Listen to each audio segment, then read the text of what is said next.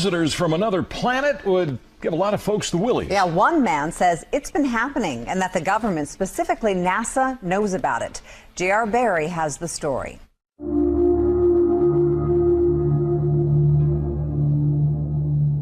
It's a question man has been asking for centuries.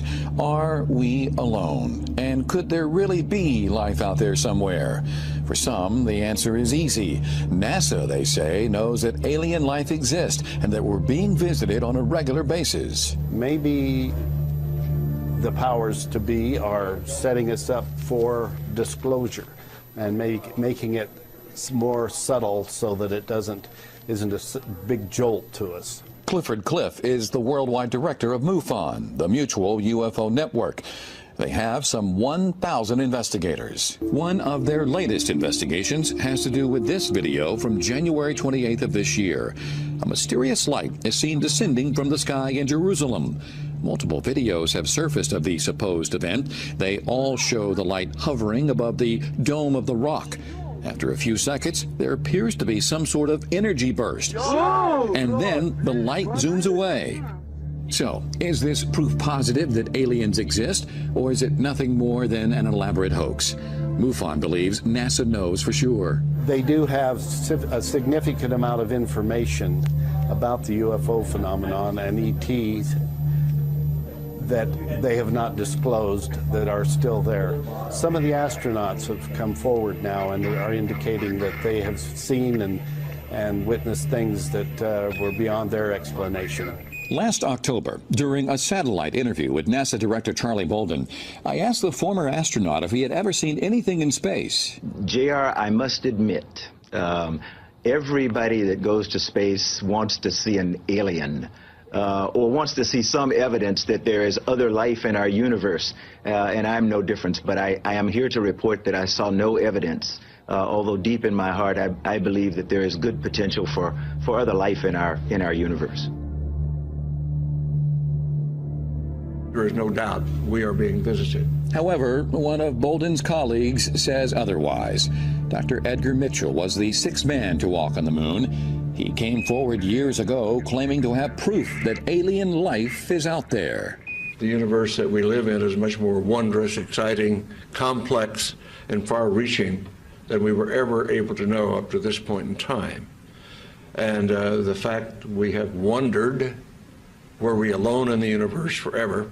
Only in our period do we really have evidence, no, we're not alone. So what's going on here? Why the different stories from two credible NASA sources? Last month, I had the chance to catch up with the NASA director again, this time in person, and I asked him about Ed Mitchell's stunning comments. Ed Mitchell is a big believer in extraterrestrials. And as you and I talked about before, I am one who, because of my faith, I believe that there is very likely other life somewhere else in the universe. I just don't have any evidence to back that up. But Edgar is one who, contrary to my observations, actually claims to have evidence that extraterrestrials exist.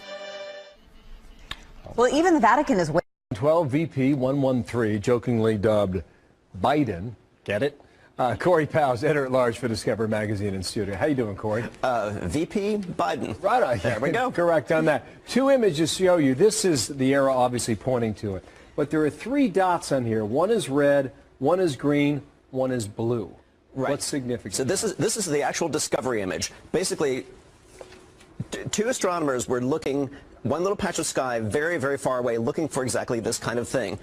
Stars don't move. Planets or anything that's like a planet does. So this is color-coded. This is what they saw on different nights. They're looking for one thing moving. They color-coded it to show that all these stars are staying still. This thing is moving, and the way it's moving... So this is just one... It's one object, color-coded. Is Pluto on this? Pluto's in a whole different part of the sky. So this is way out there. This is way out there. This is more than twice as far away as Pluto. Unbelievable. Why does this matter, Corey? Well, there are two ways you can look at it. I think I look at it first of all as an exploration question. That we know where we are on Earth. We've mapped our planet. Our solar system is still terra incognita. It's full of surprises.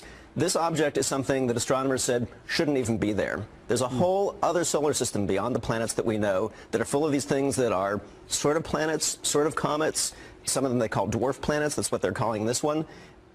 What we're seeing is, we're seeing our neighborhood. We're seeing what's around us. And then the second part is we're seeing where we came from. Go back to the other image, you guys, and we'll show, because we're over here on the left, right? That's right. So we're over here. Okay. There's Pluto's out here. Yeah. And this thing called Maki is way out here. That's right. So that's another dwarf planet. If you want to find out where VP 113 or Biden is located, keep walking about another 30 feet that way. Wow. We can see that far. And this is the closest it gets this time. When it really gets cooking, it's 15 times as far away as Pluto. That's incredible. It takes 4,300 years to go around the sun. I don't know how you know that, but I trust you.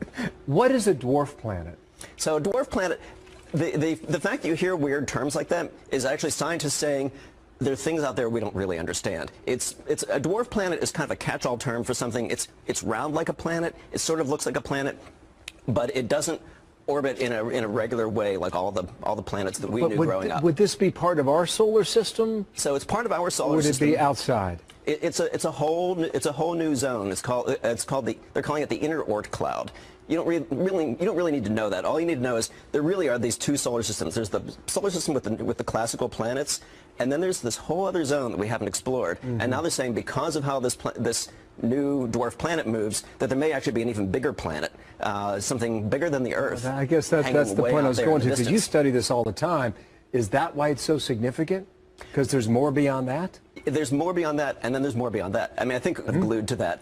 And in the last episode, they were talking about the discovery of comets and the discovery of our place in the solar system. We're still learning that. We're still learning this right now, and there's still. Man. All right. Yeah. Just like you're out of space, I'm out of time. But this, this is where we came from. This is why we're here. Oceans, continents, air, Thank you, us. Corey. It's all part of that. You got it, man. Good to have you back. Ingenuity, huge amounts of computing power, and then hours and hours, months of discussions with colleagues and poring over the data to validate the results. Thank you. I realize you're focusing on near-Earth asteroids today, but there's been so much talk about the potential for finding a Planet X or some sort of large body through the WISE survey. Can you comment on any status on that sort of search, or maybe even reassure people that Planet X isn't coming to get them next year?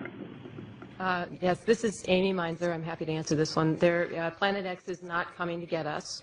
But we are looking to see if there are any other bodies in the outer part of the solar system with the WISE data. This is a very natural project for WISE. And so we're still working on it right now. We've obviously just returned a huge amount of data from the telescope. It's going to take us a long time to sort through. But the initial results are very promising. You may have seen earlier results where we've discovered a new class of very cool type of stars with WISE. But the search is still on, and we don't think that there's anything that's hazardous in the outer solar system. We think that this is just a sort of if there is something out there, it would be a large body in a roughly circular orbit.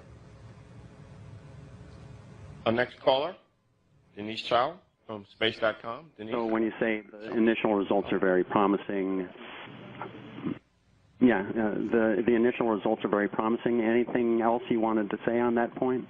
We've actually been able to confirm the discovery of 100 new objects that are these very cool stars called brown dwarfs. And so that's very similar to what people are interested in looking for. So we've actually found some of these that are relatively close to the Earth, but none of these are closer at this point than the nearest star to our solar system. So it's a good start, though. Pluto, the sometimes planet, may be hiding a pretty huge secret. Well, two huge secrets, actually. Astronomers in Spain believe that hiding behind Pluto, obscured from our view, are two additional giant planets. Spanish scientists in Madrid discovered the potential for the two massive celestial bodies at the outer reaches of our solar system after studying strange patterns in the orbit of rocky objects around Pluto, including the newly discovered dwarf planet 2012 VP 113. Scientists believe the first hidden world would be about 10 times the mass of Earth. They believe that this planet is moving in resonance with a bigger planet that is somewhere between Mars and Jupiter in size and would orbit 200 times the Earth's distance from the Sun. But can we ever conclusively confirm the existence of these two planets? Well, Scott Shepard at the Carnegie Institution for Science had this to say.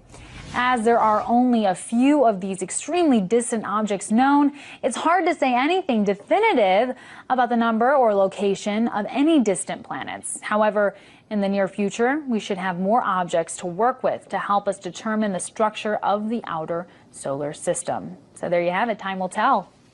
And now men want to ask me why I'm not into the playoffs this weekend. I'm sorry.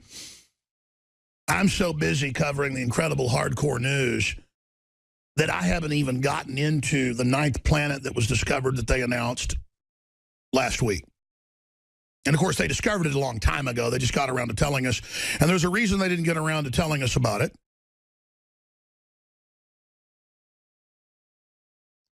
I am someone who always got sick and tired of hearing about Planet X. Coming in 3 years, it's going to happen. The ancients said it comes through every 20,000 years in a different type of orbit that doesn't go in circles around the sun, but goes way out past the Kuiper Belt and comes in basically at an elliptical.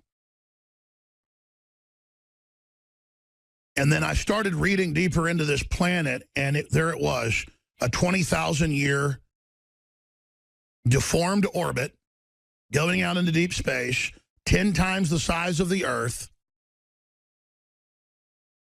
It is Planet X, folks. Isn't that just perfect that this would just show up while all this circus is going on? Now I want to be clear about this. It fits the bill of Planet X. They're probably 50, 60, 100, 1,000, I don't know, Planet X's. They've already chronicled hundreds and hundreds of planetoids bigger than Pluto in the Kuiper Belt out past the former 9th planet, named after the god of the underworld. A fitting name. The Roman god of hell. So they said no more 9th planet because we got to say we have hundreds of planets if there's things bigger than it. Well, Pluto's little. This sucker is gigantor. Compared to Pluto.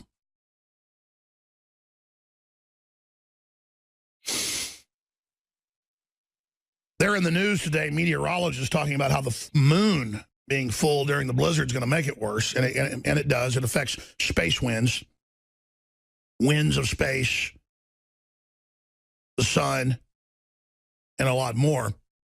Why the full moon could make this weekend's blizzard more destructive.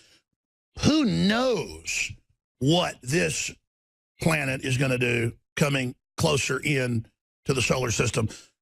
Because here's the deal. It's been way out there for however long, and now they've tracked its course and think it's every 20,000 years, right out of what the ancient Babylonians and the Mayans and all these other cultures said this big planet comes through and that there's earthquakes and volcanoes and all hell breaks loose, and it comes through every 20,000 years, and then now here it comes. Now, I don't know if this is the one, because there's so many of them out there. Who knows what's out there? We're too busy looking at Hillary Clinton and going, I'm voting for her because she's a woman. Who cares? What I'm getting at is we don't have time for racism and sexism and all this fighting and all this garbage and all this divide and conquer when we have genetic engineering going on, splicing and mutating every species on the planet like something out of H.G. Wells' The Island of Dr. Moreau, squared. Planet X, they've discovered it. 10 times bigger than Earth, the size of Neptune, a gas giant, with a 20,000-year orbit, exactly what a bunch of the ancients said. They said it when it comes back through, it causes massive catastrophes, volcanoes, you name it. By the way, Kit gave me a whole stack of articles about record volcanoes. I laid it somewhere, I think in there by the coffee pot. But I'm going to have to actually get to that halfway into the hour with Michael Schneider from the Economic Collapse blog and get his take on it. And here's the deal, folks. I don't want to say I'm eating my hat on this, but I've been very, very critical of the perennial books that have been coming out since the mid-90s about Planet X is coming. It's a gas giant, 20,000-year elliptical orbit. You know, the Babylonians talked about it, the Zoroasters, the Mayans. I never said that I didn't think that there aren't a whole bunch of planets out there. They've proven there's hundreds of them that are out in the Kuiper Belt past Pluto. That's why they delisted it, as I said earlier. What I was getting at is constantly saying it's coming next year and constantly saying it's the end of the world and the movie 2012, and then I get blamed for it. They would, I mean, so many news articles going, Alex Jones is the one who said we didn't go to the moon and that aliens run everything and that the Himalayas are going to be, you know, at sea level. Hey, Alex, 2012 didn't kill everybody. And so it just gets old. But it does show how the ancients were certainly right about big planets that come through, and there are big disasters, and there are big asteroids that hit the Earth, and there are big Earth changes, and the elite shouldn't be the focus of everything. They're all busy. I saw another headline last week going, Alex Jones says the elite want off-world colonies to escape Earth. I was quoting top elitist on their way to Davos saying that was going to be up for discussion. It was mainstream news. So even when there's mainstream news that, you know, Thiel and all these other folks, colony for the elite, I cover what they say, and then they go, Alex is crazy and made this up. So see, that's how they operate. They think you're stupid. But I tell you, uncanny that the ancients said 20,000 years, bigger than the Earth, and all the rest of it, and here it is. The question is, we're trying to look at its orbit. I mean, is it even scheduled? I guess it's coming in closer. That's what they're saying. That's how they're able to see it now. It's coming in from this orbit. What is it? They're saying many, many, many times further out from Pluto. You one ugly motherfucker.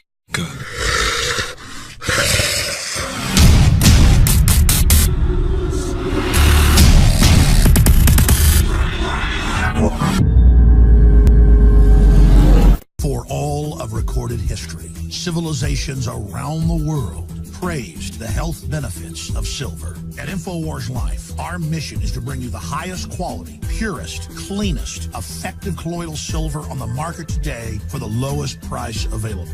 You don't have to be a doctor to know. The fall and winter months are the most dangerous time of year in North America when it comes to you and your family's health. InfoWarsLife.com is very excited to announce our biggest run yet of Silver Bullet colloidal silver, exclusively available at InfoWarsLife.com. Now, InfoWarsLife.com has taken colloidal silver to the next level using a cutting-edge technique that is free of toxic artificial additives. Now more than ever, it's important to stock up on high-quality silver bullet from InfoWarsLife.com and to help others during Christmas by teaching them about the powerful benefits of silver. Secure your silver bullet today at InfoWarsLife.com or by calling toll-free 888-253-3139. Rabbis for centuries, not recently, ladies and gentlemen, for centuries have had teachings where they have spotted comets and they've noticed what has happened a few years later. They've spotted a comet and they've noted what's happened years later. And they always will tell you the appearance of a comet means trouble for the world.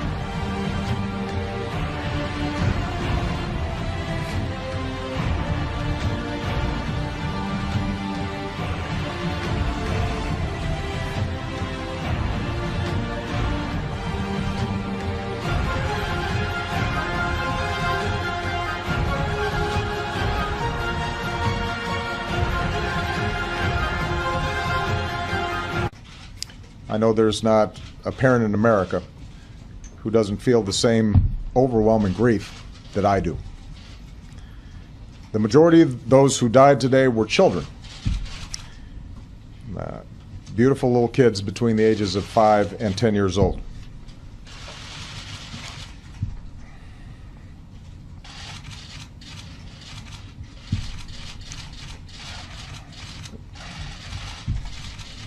They had their entire lives ahead of them. Birthdays, graduations, weddings, kids of their own.